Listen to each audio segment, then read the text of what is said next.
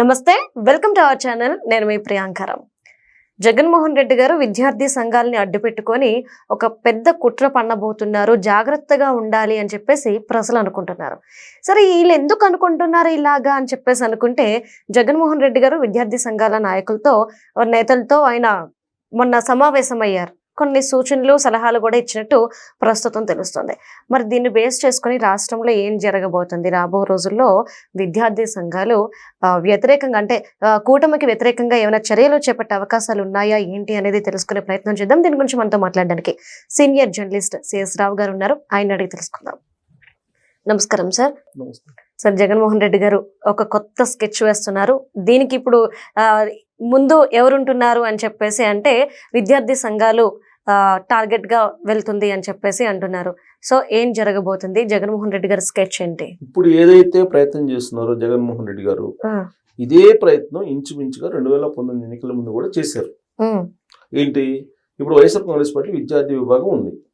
ఆ విద్యార్థి విభాగం ద్వారా మెడికల్ కాలేజీని ప్రైవేటైజ్ చేస్తున్నారు చంద్రబాబు నాయుడు గారు. దాన్ని నిరసిస్తూ 12వ తారీఖున పెద్ద ఉద్యమం చేయాలి మనం, మీరు అందరూ రోడ్ల మీదకి వచ్చేసేయండి, రోడ్ల మీదకి వచ్చేలాగా అందరిని యూత్ని మీరు మొబిలైజ్ చేయండి అని చెప్పి ఆదేశాలు పాస్ చేశారు నిన్న మీటింగ్ లో. జనరల్ గా ఆయన మంగళవారం మధ్యాహ్నం వచ్చి బుధవారం మధ్యాహ్నానికి వెళ్ళిపోతుంటారు. ఆయన టూర్ షెడ్యూల్ ని కొంచెం సడలించుకున్నట్టు కనిపిస్తుంది. ఎందుకంటే మధ్యాహ్నం వెళ్ళిపోవాలి, వెళ్ళిపోకుండా గురువారం కదా నిన్న, గురువారం మీటింగ్ పెట్టారు. మరి గురువారం కూడా ఉన్నారు. అంతకుముందు బుధవారం అక్కడ రైతులతోటి ఇంటరాక్ట్ అయ్యారు. గురువారం కూడా ఉన్నాడు. అది ఇంటరాక్ట్ అయ్యి వెళ్ళిపోవాలి. మామూలుగా అయితే బుధవారం మధ్యాహ్నానికి వెళ్ళిపోవాలి, కానీ వెళ్లకుండా ఉన్నారు.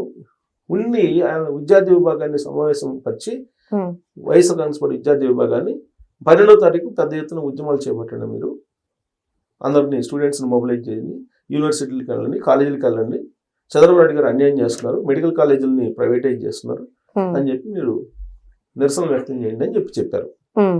ఆయన అధికారంలోకి వచ్చేటప్పుడు 12 మెడికల్ కాలేజీలు ఉన్నాయి, ఆ తర్వాత 17 మెడికల్ కాలేజీలు నేను తీసుకొచ్చానని చెప్పి చెప్తూ ఉన్నారు ఆయన. సరే, దాని మీద మొన్నటి వరకు మనం ఏం జరిగిందని చూసాం. ఆయన కూడా ఒక మెడికల్ కాలేజ్ దగ్గరికి నేనే కట్టానని చెప్పి మునిగోడల దగ్గరికి వెళ్ళి ఆయన చూపించారు. యాక్చువల్గా పరిపాలనా అనుమతులకి మెడికల్ కాలేజీలు కంప్లీట్ కావడానికి తేడా ఏంటి కూడా వాళ్ళకి తెలియట్లా.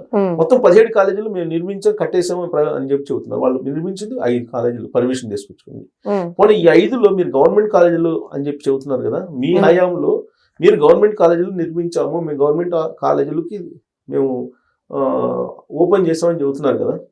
గవర్నమెంట్ కాలేజీలో ఫీజు ప్యాటర్న్ ఎలా ఉంటుంది? 10,800 రూపాయలు. ఎన్ని సీట్లు ఉంటే అంతమందికి, 150 సీట్లు ఉంటే 150 మందికి ఒక్కొక్కరికి 10,500 రూపాయలు ఫీజు ఉండాలి.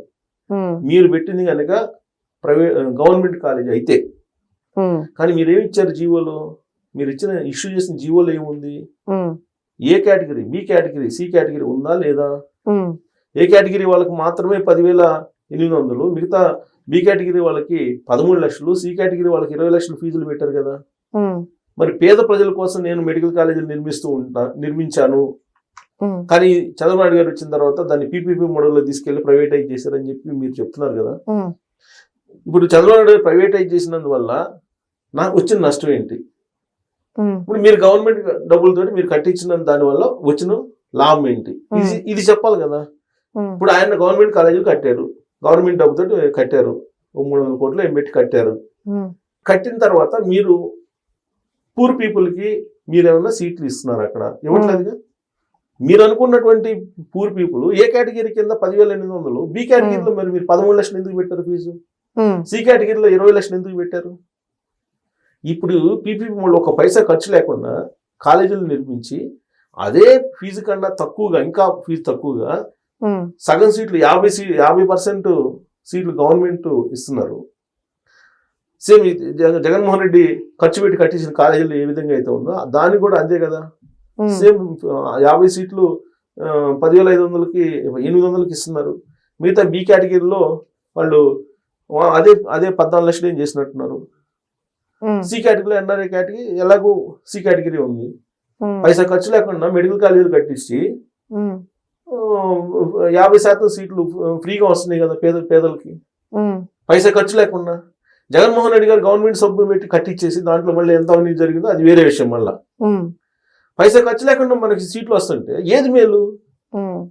డబ్బులు ఖర్చు పెట్టి పేదలకు అందుబాటులో లేకుండా సీట్లు కేటాయింపు ఉండడం బెటరా, ఒక పైసా ఖర్చు లేకుండా పేదలకి సీట్లు తక్కువ రేటుకి ఇవ్వడం బెటరా? ఏది బెటర్? పేదలకి. ఇది గమనించిన తర్వాత హైకోర్టు మొట్టిగా లేసింది. మీరు అభ్యంతర పెట్టడంలో అర్థం లేదు, పీపీపీ మోడ్ అనేది సరైనటువంటి పద్ధతి, దేశవ్యాప్తంగా సక్సెస్ అయినటువంటి పద్ధతి, మీరు ఎందుకు అభ్యంతరం పెడుతున్నారని ముట్టిగా లేసింది వైఎస్ఆర్ కాంగ్రెస్ పార్టీకి. అయినా కానీ పదే పదే అదే రిపీట్ చేస్తూ ఇప్పుడు విద్యార్థులందరినీ రోడ్ల మీదకి రమ్మని చెప్పి పిలుస్తున్నారు. సరే, ఇలాంటిదే 2019లో కూడా ప్రయోగం చేశారు ఈయన. ఆ రోజున ఏం చేశారు, ప్రత్యేక హోదా అనేటువంటిది ఒక దాన్ని తీసుకున్నారు. తీసుకొని ఈయనే నేరుగా యూనివర్సిటీకి వెళ్ళారు, కాలేజీలకు వెళ్ళారు. ఏం చెప్పారు ఆ రోజున యూత్కి? 2019 ఎన్నికలకు ముందు పాదయాత్రలో వెళ్తూ మనకు ప్రత్యేక హోదా అనేది సంజీవిని, ప్రత్యేక హోదా రాకపోతే మన రాష్ట్రం బాగుపడదు, ఉద్యోగాలు రావు, కాబట్టి మీరందరూ ఉద్యమం చెయ్యండి, మీరందరూ తెలుగుదేశం పార్టీకి వ్యతిరేకంగా ఓటేయండి అని చెప్పి 2019 ఎన్నికల ముందు చెప్పారు. చెప్తే ఆ రోజు కాలేజీల్లో ఉండేటువంటి వాళ్ళ ఏజ్ అంతా 16, 17, 18, 19 సంవత్సరాలు, 21 సంవత్సరాలు అట్లా ఉంటుంది కాలేజీ డిగ్రీలో వాళ్ళ యూనివర్సిటీ వాళ్ళకి. సో వీళ్ళు 2019 ఎన్నికలు వచ్చేటప్పటికి వీళ్ళు కొంచెం ఓట్లలోకి వచ్చారు. అప్పుడే ఓట్లోకి వచ్చారు. మిగతా వాళ్ళు స్టూడెంట్స్ ఉంటారు కదా, ఈ స్కూల్ లెవెల్లో ఉండేటువంటి వాళ్ళు 12 సంవత్సరాలు 13 సంవత్సరాల కూడా ఇది అర్థమైపోయింది. సరే, అప్పటికి కొత్తగా ఓటర్లు ఏర్పాటు చేసినటువంటి వాళ్ళు 2019లో వేశారు జగన్మోహన్ రెడ్డి గారు మాటని, మనకు నిజంగా ప్రత్యేక హోదా తీసుకొస్తారు, చంద్రబాబు నాయుడు గారు తీసుకురాలేకపోతున్నారు, జగన్మోహన్ రెడ్డి గారికి తీసుకొస్తారని చెప్పి ఆ రోజున డిగ్రీలో ఉన్నటువంటి వాళ్ళకు ఓటు హక్కు ఉంటుంది కాబట్టి వాళ్ళు వేశారు. దాంతో ఆయన 151 సీట్లతో గెలిచాడు. గెలిచిన దాంట్లో ఏమన్నారు ప్రత్యేక హోదా గురించి? ఇది మన వల్ల కాదు, అది దేవుడి దయ, సో మనం అడుగుతాము కానీ వాళ్ళు దయా దాక్షిణ్యము, వాళ్ళ దయ మీద ఆధారపడి ఉంది ప్రత్యేక హోదా, మనం ఏమి చేయగలిగింది ఏం లేదు అని చెప్పారు. ఎన్నికల ముందు ఏం చెప్పారు, మెడలు వంచేసి తీసుకొస్తానని చెప్పారు. ఎలక్షన్ అయిపోయిన తర్వాత ఏమన్నారు, అదంతా దేవుడి దయ, మనం అడగడం తప్ప చేయగలిగేది ఏం లేదు, వాళ్ళు ఇస్తే తప్ప తీసుకోవడం తప్పితే మనం చేయగలిగేది ఏం లేదు అన్నారు. కరెక్ట్ గా ఇది బలంగా నాటుకుపోయింది ఆంధ్రప్రదేశ్ సమాజంలో ఉండేటువంటి యూత్ కి. ఎక్కడి నుంచి 12 సంవత్సరాల యువకుడి నుంచి 21 సంవత్సరం యూనివర్సిటీలో 21-22 సంవత్సరాల్లో ఉండేటువంటి యూత్ మధ్య బలంగా నాటుకోమైంది. సీన్ కట్ చేస్తే 2024లో ఈ 12 సంవత్సరాల ఓటు వచ్చి ఉంటుంది అప్పటికి, అంతే కదా, 12-13 సంవత్సరాలకి మళ్ళీ 2024 వచ్చేటప్పటికి వాడికి ఒక ఓటు హక్కు వస్తుంది కదా, కొన్ని లక్షల మందికి ఓటు హక్కు వచ్చింది. వాళ్ళందరూ వ్యతిరేకంగా వేశారు జగన్మోహన్ రెడ్డి గారికి, మోసం చేశారని. అందుకు అప్రతిహతంగా 164 సీట్లతో కూటమి గెలిచింది. ఇప్పుడు వాళ్ళందరూ జగన్మోహన్ రెడ్డి గారు యూనివర్సిటీలు కాలేజీలకు పోయి చెప్పినటువంటి యూత్ అందరూ ఇప్పుడు నెక్స్ట్ ఎలక్షన్కి 2029 ఎలక్షన్ ఏ ఏజ్ లో ఉంటారు? అప్పుడు కాలేజీలో యూనివర్సిటీలో ఉండే వాళ్ళేమో 30+ ఉంటారు, అంతే కదా. అలాగే మీకు ఇంటర్మీడియట్ లో ఉండే వాళ్ళు 25కి వస్తారు. ఆ రోజు 10 సంవత్సరాలు ఉన్న వాళ్ళేమో కొత్తగా ఓటర్లు వస్తారు, 20-22 సంవత్సరాలు వస్తారు.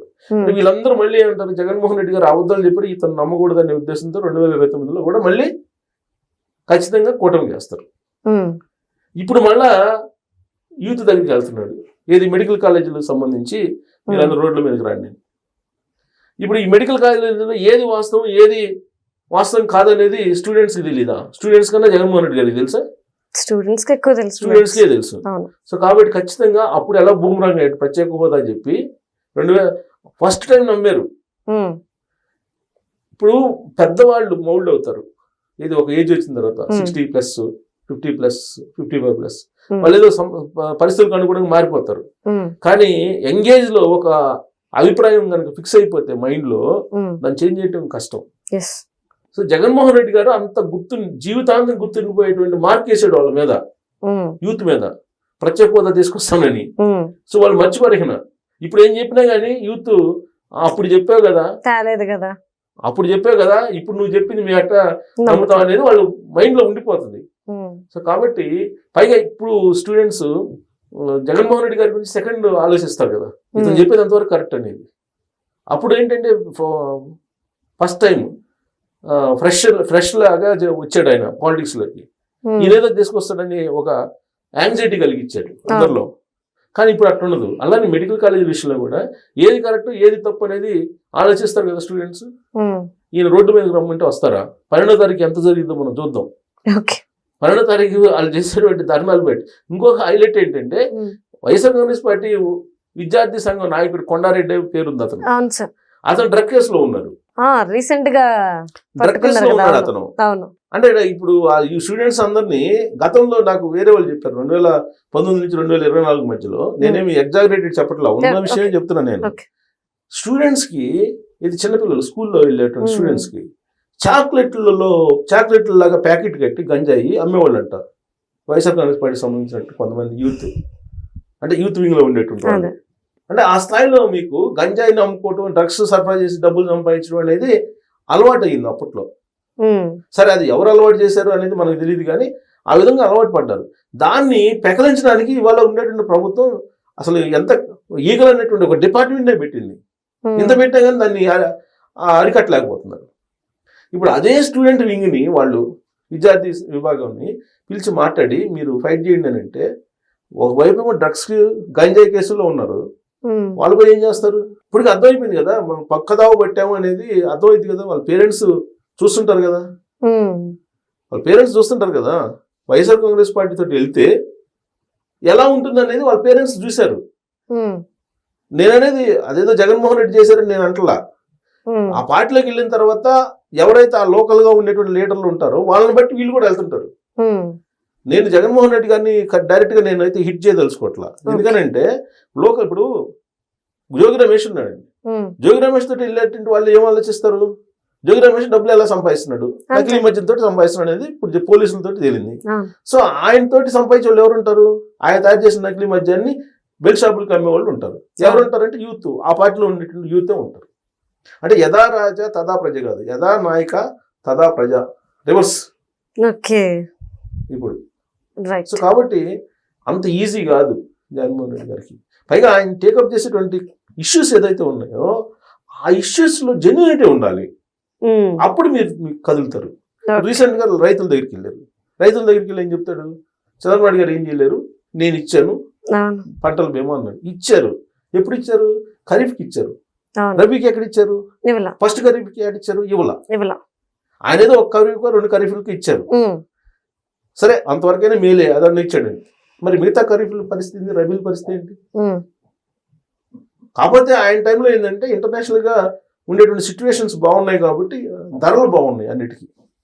అదేదో ఈయన జగన్మోహన్ రెడ్డి గారు వచ్చినటువంటి ఫలితం కాదు అది.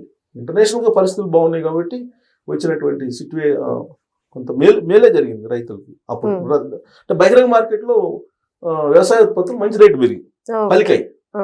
దాన్ని ఈయన క్రెడిట్ కింద చూపించుకునే ప్రయత్నం చేస్తున్నారు. కానీ అన్నిసార్లు సెంటిమెంట్, ఇప్పుడు కేసీఆర్కి అన్నిసార్లు సెంటిమెంట్ పనిచేసిందా? పనిచేయదు. అలానే జగన్మోహన్ రెడ్డి గారు కూడా అన్నిసార్లు ఒకేలాగా చెప్తే అది వర్కౌట్ కాదు. జెన్యూన్ ఇష్యూని తీసుకొని మీరు ఫైట్ చేస్తే అప్పుడు. ఇప్పుడేంటి ఈ మొత్తం చంద్రబాబు గారు చేసినవన్నీ కూడా ఆయన ఆయే అని చెప్తున్నాడు మళ్ళీ ఇప్పుడు కొత్తగా.